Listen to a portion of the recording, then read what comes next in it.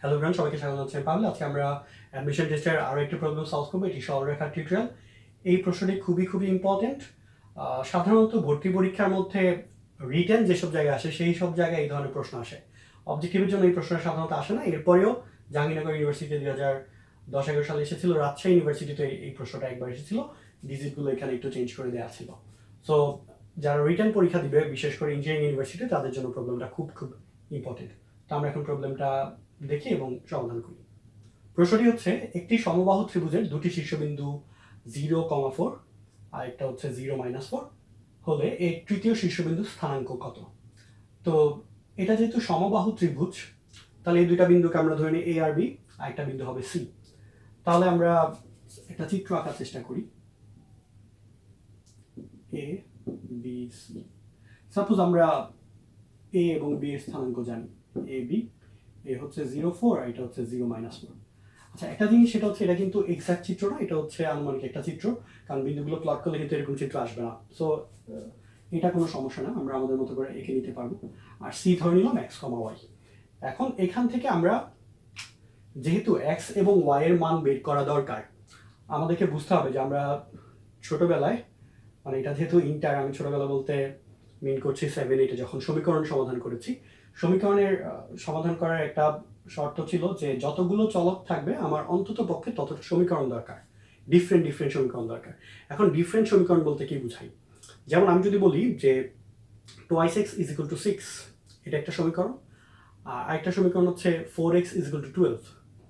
হ্যাঁ, তাহলে বেসিক্যালি কিন্তু একই সমীকরণকে প্রকাশ করছে, কারণ একটাকে মাল্টিপ্লাই করলে আরেকটা পাওয়া যায়। সো এটা না, আমার ডিফারেন্ট দুইটা সমীকরণ আসতে হবে, অর্থাৎ দুইটা ভিন্ন কন্ডিশন থেকে দুইটা সমীকরণ আসতে হবে। তো দুইটা কন্ডিশন কি হতে পারে? একটা কন্ডিশন আমি বলতে পারি এখান থেকে, যেহেতু এটা একটা সমবাহু ত্রিভুজ, আমরা বলতে পারি যে এ বি সমান বিসি। আরেকটা বলতে পারি এসি সমান বিসি। সো দুইটা কিন্তু দুইটা কন্ডিশনকে নির্দেশ করছে। একটা হচ্ছে এ বির সাথে বিসি রিলেশন, আর একটা হচ্ছে এসির সাথে বিসি রিলেশন। সো আমরা দুইখান থেকে দুইটা সরলরেখা পাবো। একটা পাবো হচ্ছে এ বি = এসি থেকে, আর একটা পাবো হচ্ছে বিসি = এসি থেকে। আচ্ছা, কেউ যদি চায় তারা এ বি = এসি, আরেকটা নিতে পারে হচ্ছে বিসির সাথে এ বি নিতে পারে, মানে এ বি = বিসি, সেটাও নিতে পারে। সেখান থেকেও যদি নেই, তাও আমার ডিফারেন্ট দুইটা সমীকরণ হচ্ছে। তো আমরা এই দুইটা দিয়ে করি, কোনো সমস্যা নেই। প্রথম আছে হচ্ছে এ বি = এসি। তো এসি যদি এ বি হয়, আচ্ছা আমরা এটাকে একটু তাড়াতাড়ি করার জন্য একটা কাজ করতে পারি, সেটা হচ্ছে এ বি যদি এসি হয়, তাহলে এ বি স্কোয়ার সমান এসি স্কোয়ার বলতে পারবো, আর বিসি স্কোয়ার = এসি স্কোয়ার বলতে পারবো। আচ্ছা, স্কোয়ারটা কেন বললাম? তাহলে আমার একটা লাইন শর্ট হবে। আমরা ওই বর্গমূল চিহ্নটা না দিয়ে সরাসরি বর্গমূলটা উঠিয়ে দিতে পারি, সেই কাজটাই করে। কারণ এ বি দূরত্ব হচ্ছে √, এই ভ্যালুগুলো x1 - x2 আর y1 - y2 স্কোয়ার হবে, সেটা থাকবে, রুটটা পরের লাইনে চলে যাবে কারণ এবি স্কোয়ার করলে। আচ্ছা, তাহলে আমরা এই যে এখান থেকে যে সমীকরণটা পাবো সেটা একটু লেখার চেষ্টা করি। এসি স্কোয়ার, তাহলে x - 0 square plus y - 4 square. তো আমরা x - 0 square plus y - 4 square = তাহলে এটা ছিল এসি স্কোয়ার হচ্ছে এবি স্কোয়ার। আচ্ছা, এবি সমান কি পাবো? এখানেও একটা শর্টকাট ইউজ করতে পারবো আমরা, সেটা হচ্ছে যেহেতু এ এবং বি এর ভুজ সমান, তাহলে মনে রাখতে হবে যদি দুইটা বিন্দুর ভুজ সমান হয়, তাহলে তাদের মধ্যবর্তী দূরত্বটা হচ্ছে তাদের কোটির পার্থক্য। তাহলে এই দুইটা পার্থক্য হচ্ছে 4 - 4, তার মানে 8। মানে অন্যভাবে করতে পারেন যে -4 - 4, তাহলে আসছে -8, আর দূরত্ব যেহেতু পজিটিভ হবে তাহলে এটা হচ্ছে 8। সো এ বি হচ্ছে 8, এ বি স্কোয়ার করবো তাহলে আমরা পাবো 64। সো এই কনসেপ্টগুলো নিয়ে কিন্তু আমি আগের ভিডিওগুলোতে আলোচনা করেছি। সো এই ভিডিওটা দেখার আগে আগের ভিডিওগুলো যদি একটু দেখে নেন, তাহলে আশা করছি খুব সহজে এটা ক্যাচ করতে পারবেন। আচ্ছা, তাহলে এটা একটা সমীকরণ। এখান থেকে আমরা যেটা পাবো সেটা হচ্ছে x square plus y square, তারপর পাবো -8y প্লাস 16 = 64। তো এটা একটা সমীকরণ। আর আরেকটা সমীকরণ পাবো হচ্ছে বিসি স্কোয়ার = এসি স্কোয়ার। তো এটাকে আমরা এখান থেকে চাইলে আমরা এক্স এর মানটা নিতে পারি, আরেকটা কাজ করতে পারি। আচ্ছা, এটাকে আমি সমীকরণে 1 দিয়ে রাখি।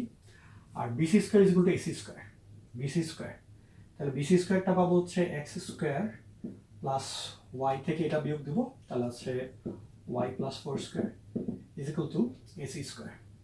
এক্স মাইনাস 0 মানে হচ্ছে x square plus y minus 4 square.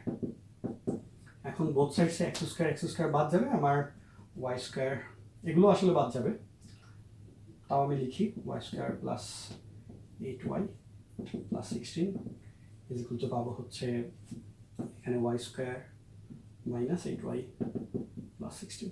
আচ্ছা, এখন এখানে ওয়াই স্কোয়ার ক্যান্সেল আউট হবে, বোথ সাইড থেকে 16 ক্যান্সেল আউট হবে, তাহলে আমরা পাচ্ছি 8y is equal two minus 8y। ওয়াইগুলোকে যদি এক পাশে নিয়ে আসি তাহলে পাবো হচ্ছে 16y ইজ ইকুয়াল টু 0, যেখানে আমরা বলতে পারি y is equal two 0। So আমরা কিন্তু অলরেডি এই স্থানাঙ্কটা পেয়ে গেছি, এটা হবে 0। আচ্ছা, এখন একটা জিনিস আমি এখানে বলে রাখি যে এটা যে 0 হবে এত ক্যালকুলেশন করে বের করা লাগবে না। আমরা এর পরের ভিডিওটাতে আলোচনা করব, বা শেষের দিকে ভিডিও শেষে আলোচনা করব যে এই যে ওয়াই যে 0 হবে এটা কিভাবে খুব দ্রুত ক্যাচ করা, মানে চিত্র দেখে বুঝতে পারবো, সেই মেথডও আমরা প্রবলেমটা সলভ করব। আচ্ছা, এটা এখন বলে রাখছি। এখন বাকি পার্ট আশা করছি আপনারা পারবেন, এটা খুব সহজ। ওয়াই এর মান যে 0 এটা আমরা এই যে প্রথম সমীকরণে বসিয়ে দিব, তাহলে যেটা পাবো x square plus y square মানে 0, এটাও 0 প্লাস 16 ইজ ইকুয়াল টু পাবো 64। এখান থেকে বলতে পারি x square is equal to 48, তাহলে এক্স ইজ ইকুয়াল টু পাবো প্লাস মাইনাস রুট ওভার 48। আচ্ছা, রুট ওভার 48 মানে হচ্ছে রুট ওভার 3 ইন্টু 16কে স্কোয়ার রুট করলে পাওয়া যায় 4, তার মানে হচ্ছে প্লাস মাইনাস 4 রুট 3। এক্সের ভ্যালু আসছে প্লাস মাইনাস 4 রুট 3। আচ্ছা, এই যে দুইটা ভ্যালু আসবে, এটা কেন আসবে সেটা নিয়ে একটু আলোচনা করব। তো এর আগে এই জিনিসটা আমি একটু মুছে নিই। যে জিনিসটা বলছিলাম যে এক্সের ভ্যালু দুইটা কেন আসবে, আমরা জানি যে সমবাহু ত্রিভুজের দুইটা শীর্ষবিন্দু দেওয়া আছে। সাপোজ এটা যদি একটা শীর্ষবিন্দু হয়, এটা যদি আরেকটা শীর্ষবিন্দু হয়, তাহলে তৃতীয় শীর্ষবিন্দুটা এই পাশেও হতে পারে, এই পাশেও হতে পারে। তাহলে একটা এই পাশেরটা প্লাস হলে এই পাশেরটা হবে মাইনাস, এটা একটা। অথবা যদি চিত্রটা এরকম হয় যে আমরা এই দুইটা শীর্ষবিন্দু জানি, একটা উপরে হতে পারে আর একটা নিচের দিকে হতে পারে, সো এটা এবং এটা বিপরীত দিকে হবে, এজন্য একটা প্লাসের হচ্ছে একটা মাইনাসের হয়েছে। আচ্ছা, নট নেসেসারি যে সবসময় আমার একটা প্লাসের একটা মাইনাসের হবে। আমার এই পাশেরটা যদি মাইনাস হয়, এটা অলরেডি মাইনাস আছে, তাহলে বাম পাশেটা আরও আগে মাইনাস হবে, সো দুইটা নেগেটিভ আসতে পারে, এটা নিয়ে কোনো সমস্যা নেই। আমি জাস্ট বলেছি যে দুইটা বিন্দু কেন হতে পারে, দুইটা মান এসেছে, কারণ আমার একটা মান হতে পারে ডান পাশে, আরেকটা মান হতে পারে বাম পাশে, কারণ কন্ডিশনটা এই পাশের জন্য যা, এই পাশের জন্য তা। আচ্ছা, তো আশা করি প্রবলেমটা সবাই বুঝতে পেরেছেন যে তৃতীয় শীর্ষবিন্দু স্থানাঙ্ক আসবে প্লাস মাইনাস 4√3, 0। এই কোশ্চেনটা ভর্তি পরীক্ষার জন্য খুবই খুবই ইম্পর্টেন্ট, রিটেনের জন্য আগেও বলেছি। এখন আমরা বিকল্প একটা সমাধান দেখবো যে খুব সহজে কিভাবে এই যে ওয়াই এর মান 0 আমরা অনেকগুলো ইকুয়েশন থেকে বের করেছিলাম, এটা ইকুয়েশন ছাড়া কিভাবে সলভ করা যায়। সো সেই ভিডিওটা এখন করব, আশা করছি সবাই ভিডিওটা দেখবেন। সেই ভিডিও দেখার আমন্ত্রণ জানিয়ে শেষ করছি এটি। সবাই ভালো থাকবেন, আসসালামু আলাইকুম।